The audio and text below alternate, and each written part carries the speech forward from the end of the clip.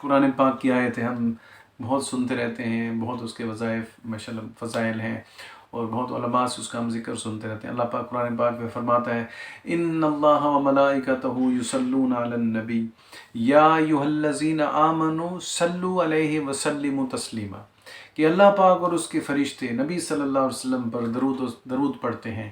اے ایمان والو، تم بھی نبی پاک صلی اللہ علیہ وسلم پر درود پڑھو اور خوب خوب سلام پڑھو، یعنی بہت زیادہ سلام پڑھو۔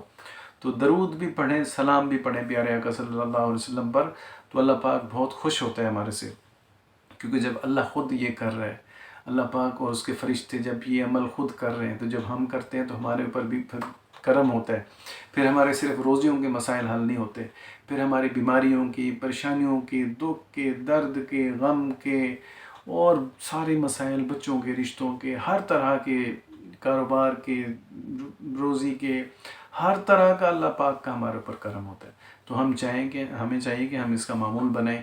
تو ذکر و درود ہر لمحہ، ہر گھڑی ہماری زبان پر، یا پیارے اللہ کا پہلا کلمہ طیبہ کا ذکر ہو، یا پیارے مصطفیٰ صلی اللہ علیہ وسلم پر درود و سلام ہو، یا استغفار ہو ہماری زبانوں پر۔